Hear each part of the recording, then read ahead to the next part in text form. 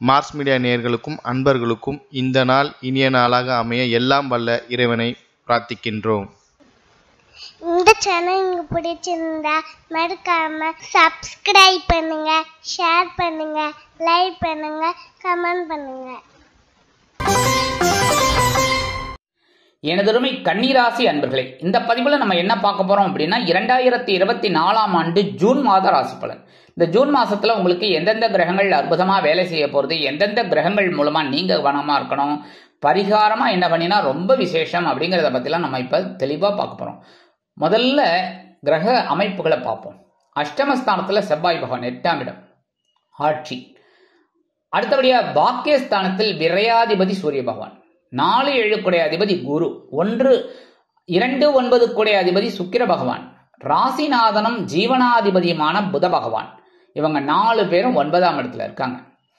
9/6/2024 முதல் இந்த புத பகவான் மிதுன ராசியான உங்களது ஜீவனஸ்தானத்துக்கு ஆட்சி அமைக்கிறார். 13/6/2024 முதல் இந்த சுக்கிர பகவான் ஜீவனஸ்தானமாகிய 10ஆம் இடத்துக்கு வந்துடுறார். அதே மாதிரி 15ஆம் தேதியிலிருந்து ஜீவனஸ்தானத்துக்கு சூரிய பகவான் வந்துடுறார். 26/6/2024 முதல் புத பகவான் லாபஸ்தானமாகிய 11ஆம் இடத்துக்கு வந்துடுறார். ஜென்மராசியில கேது பகவான் குருவோட பார்வையை வாங்கிட்டு ஜம்முன்னு உட்கார்ந்துட்டு இருக்கார். அடுத்தபடியா பகைருண ரோகஸ்தானத்துல சனீஸ்வர பகவான், இவர் பஞ்சமாதிபதி, உங்களோட பகைருண ரோகாதிபதி. அடுத்தபடியா களத்திர ஸ்தானத்தில் ராகு பகவான்.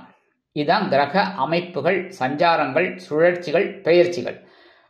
அந்த வகையில முதல்ல பாத்தீங்கன்னா அஷ்டமஸ்தானத்துல செவ்வாய் பகவான் ஆட்சி அமைச்சிருக்கார். என்னென்ன சில நேரங்களில் சில பம்பு வழக்குகள் அவமானங்கள் இதெல்லாம் வரலாங்கிறதுனால 1 பேசுற வார்த்தையில கவனமா இருக்கணும், 2 எடுக்கிற காரியங்கள்ல சிரத்தையா இருக்கணும், 3 வாகன பயணங்களில் எச்சரிக்கையாக இருக்க வேண்டும், 4 உடல் ஆரோக்கியத்தில் சிறப்பு அக்கறை எடுத்துக்கொள்வது நல்லது.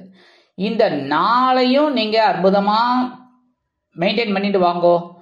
அஷ்டமஸ்தானத்துல செவ்வாய் இருந்தா என்ன, யார் இருந்தா நமக்கு என்ன, அற்புதமான ஒரு முன்னேற்றம் உங்களுக்கு கிடைக்கும். சிறுடை பணியாளர்களாகிய காவல், இராணுவம், தீயணைப்புத்துறை, மருத்துவத்துறையில் வேலை பார்க்கும் அன்பர்களுக்கு எதிர்பார்க்கும் இடமாற்றம், பதவி மாற்றம், பதவி உயர்வு, சம்பள உயர்வு சற்று காலதாமதத்துக்கு பிறகு கிடைக்கும். அதே மாதிரி ரியல் எஸ்டேட்ல இருக்கிறவெல்லாம் கொஞ்சம் கவனமா இருக்கணும் எடுக்கிற முயற்சியில, சரியா? அதை கொடுக்குற அட்வர்டைஸ்மெண்ட் இதெல்லாம் கரெக்டா கொடுத்து கரெக்டா இது பண்ண நல்லது. அடுத்தபடியா 9ஆம் இடத்துல விரையாதிபதி சூரிய பகவான், தந்தையார் வழியில கொஞ்சம் மருத்துவ செலவுகள் வரலாம். அடுத்தபடியா தந்தையாருக்காக சில செலவுகளை நீங்கள் மேற்கொள்ளலாம் ஏதாவது ஒரு விஷயத்துல. அடுத்தபடியா தந்தை வழி உறவினர்கள் சுபகாரிய நிகழ்ச்சிகளில் கலந்து கொள்ளக்கூடிய ஒரு வாய்ப்புகளும் உங்களுக்கு கிடைக்கும். அந்த வகையில உங்களுக்கு சில நன்மைகள் உங்களுக்கு உண்டாகும். அடுத்தபடியா முக்கியமா குரு பகவான், தேவ குரு உங்களுக்கு 4-7 குடைய அதிபதி, அதாவது சுகாதிபதி, களத்திராதிபதி. குரு பகவான் 9ஆம் இடத்துல இருக்கிறது ரொம்ப நல்லது, ரொம்ப ரொம்ப விசேஷம். 9ஆம் இடம்ங்கிறது ரொம்ப விசேஷம். அந்த வகையில ஏன் அப்படின்னா காலச்சக்கர தத்துவத்தின்படி மேஷ ராசி 1 கரெக்டா. 9ஆம் இடம் எங்க வருது? தனுசு ராசி. தனுசு ராசியில என்ன இது கிரகம்? குரு. சோ 9ஆம் இடம் 12ஆம் இடம் குரு, 9ஆம் இடம். அதனாலதான் இந்த 9ஆம் இடம் விசேஷம்னு வந்தது. சோ இந்த குரு பகவான் 9ஆம் இடத்துல இருக்கிறது ரொம்ப விசேஷமான பலன்களை உங்களுக்கு கொடுக்கும். சில பேருக்கு சொத்து சேர்க்கை அமையும், சில பேருக்கு வீடு மனை வாகனம் அதெல்லாம் வாங்கக்கூடிய ஒரு யோகம், பொன்பொருள் ஆடை ஆபரண சேர்க்கை இதெல்லாம் உண்டாகும். அதே மாதிரி சில பேருக்கு திருமண யோகம் கைகூடும், புத்திரபாக்கியம் கைகூடும். கண்டிப்பா ரொம்ப அற்புதமான ஒரு முன்னேற்றம். இருந்தாலும் இந்த குருவோட பார்வைங்கும் போது நேரம் உங்க ஜென்மராசியை வகர ஏற்கனவே கேது பகவான் உட்காந்துட்டு உங்களுக்கு டங்கு டங்கு டங்குன்னு வாய்ச்சிட்டு இருக்க தலையில. ஆனாலும் கவலை இல்லாம இருக்கீங்க. ஏன்னா இந்த குருவோட பார்வையும் அங்க விழுந்துடுறது. அடுத்தபடியா 7ஆம் பார்வை உங்களோட முயற்சி ஸ்தானமாகிய சகாயஸ்தானத்துல விழுறதுனால முயற்சிகள் பலிதமாகும். உடன்பிறப்புகள் அனுகூலமாக இருப்பார்கள். அரசியல்வாதிகளுக்கு முன்னேற்றம் அதிகரிக்கும். அதே மாதிரி எடுக்கிற காரியங்களை தைரியமா செயல்படுத்துவீங்க, உத்தியோகத்திலையும் சரி தொழில் வியாபாரத்திலையும்.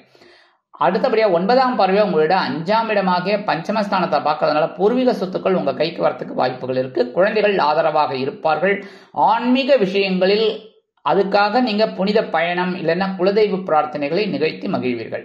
அடுத்தபடியா 2-9 குடைய அதிபதி சுக்கிர பகவான் இருக்கிறதுனால தனவரவு உங்களுக்கு எதிர்பார்த்தபடி வந்து சேரும். அடுத்தபடியா ராசிநாதனும் ஜீவனாதிபதியுமான புத பகவான் இருக்கிறதுனால கல்வி பயிலும் மாணவ மாணவிகளுக்கு கல்வியில் உற்சாகமான ஒரு சூழ்நிலை நிலவும். அடுத்தபடியாக 9/6/2024 இருந்து இந்த புத பகவான் ஜீவனஸ்தானத்துக்கு வந்துடுறார். 13/6 இருந்து ஜீவனஸ்தானத்துக்கு சுக்கிர பகவான் வந்துடுறார். 15ஆம் தேதியிலிருந்து ஜீவனஸ்தானத்துக்கு சூரிய பகவான் வந்துடுறார். இந்த 3 பேரும் 10ஆம் இடமாக்கிய ஜீவனஸ்தானத்துல சூப்பரா இருக்காங்க. அப்ப என்ன அப்படின்னா இந்த 15ஆம் தேதியிலிருந்து 26ஆம் தேதி வரைக்கும் புத ஆதித்ய யோகம் இருக்கிறதுனால இந்த குழந்தைகளுக்கு அற்புதமான ஒரு அறிவுத்திறன் உண்டாகும். எழுத்து மற்றும் அச்சுத்துறையில் இருக்கும் நண்பர்களுக்கு அநேகமாக புதிய வாய்ப்புகள் கிடைக்கும். அடுத்தபடியா உத்தியோகத்துல முன்னேற்றம் அதிகரிக்கும். பரபரப்பா இருப்பீங்க.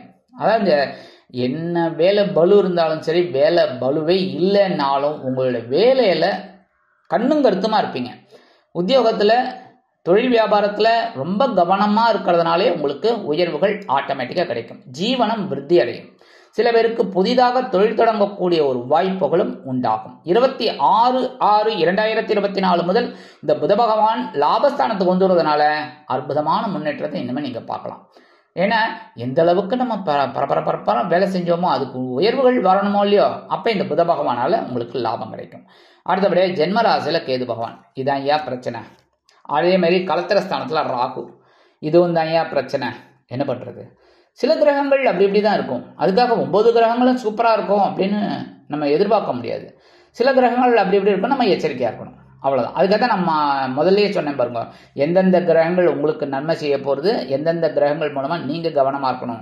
இப்ப இந்த கிரகங்கள் மூலமா நீங்க கவனமா இருக்கணும். என்ன? ஜென்ம ராசியில கேது குருவோட பார்வையை வாங்கிக்கிறார்.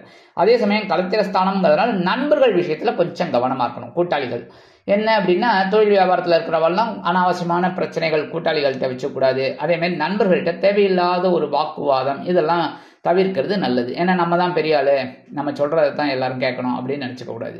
இதெல்லாம் கொஞ்சம் அனுசரிச்சு போனா நல்லது. அதே மாதிரி உடல் ஆரோக்கியம், உடல் ஆரோக்கியத்துல கவனமா இருக்கணும். கண்டதை சாப்பிட்டுட்டு குத்துதே குடையுதே அப்படின்லாம் இருக்கக்கூடாது. செய்யற தப்பெல்லாம் நம்ம, அதுக்கப்புறம் பழி யார் மேல? கடவுள் மேல. கடவுளே இந்த மாதிரிலாம் பண்றியப்பா அப்படின்னாக்க அவர் அங்க இருந்து என்ன நம்ம சொல்லுவாரு, ஏன்யா நீ இந்த மாதிரிலாம் பண்ணிட்டு என்ன பழி போடுறியே அப்படின்னு அவர் கேட்பார்.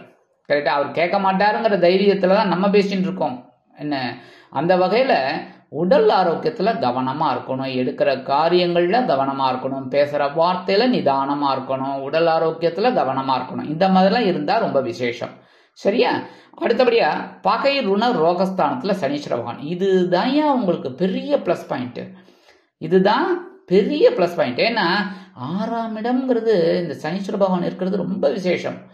உங்களுக்கு ஒரு தைரியம் இருக்கும். எவ்வளவு பிரச்சனைகள், சங்கடங்கள், சிரமங்கள் எது இருந்தாலும் பரவாயில்லையா, என்னால இதுல நீச்சல் அடிச்சு நான் கரைக்கு வந்துடுவேன் அப்படின்னு ஒரு தைரியம் உங்களுக்கு இந்த சனீஸ்வர பகவான் கொடுத்துட்டு இருக்காரு 6ஆம் இடத்துல. ஏன்னா அவர் தான் பஞ்சமாதிபதி, அதே சமயம் பகைருண ரோகாதிபதி.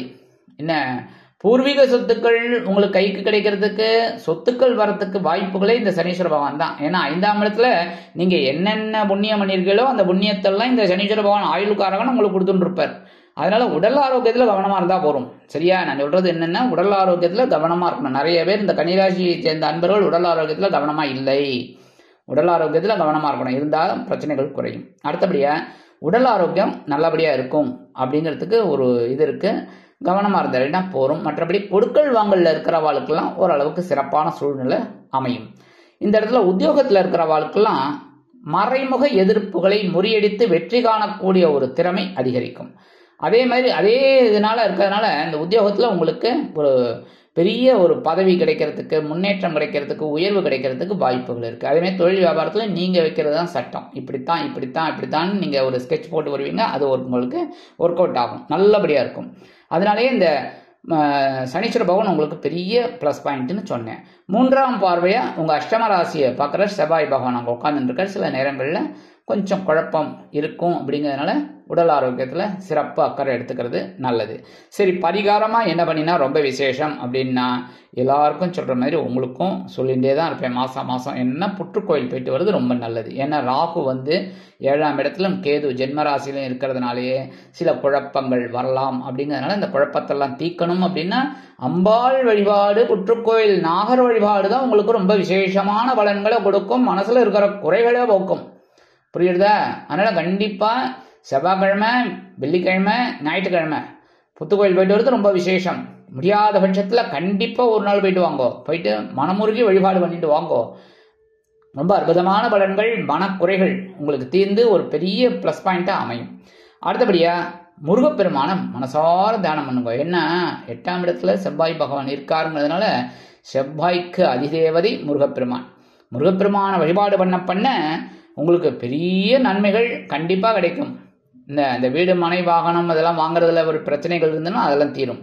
நல்ல வீடு உங்களுக்கு அமையும். அப்போ இந்த செவ்வாய் பகவானுக்காக முருகப்பெருமான வழிபாடு பண்ணுறது ரொம்ப விசேஷம். ஆக இந்த சிறு பரிகாரங்களின் மூலம் 2024ஆம் ஆண்டு ஜூன் மாதம் உங்களுக்கு ஏற்றம் தரும், மாற்றம் தரும், இனிமைகளை அள்ளித் தரும் மாதமாக அமையும் என்று கூறி விடைபெறுகிறேன். நன்றி, வணக்கம். மீண்டும் ஒரு அருமையான பதிவில் நான் உங்களை மனமகிழ்ச்சியோடு சந்திக்கிறேன். வாழ்த்துக்கள். வாழ்க வளமுடன். இந்த சேனல் உங்களுக்கு பிடிச்சிருந்தா மறக்காம சப்ஸ்கிரைப் பண்ணுங்க, லைக் பண்ணுங்க, ஷேர் பண்ணுங்க.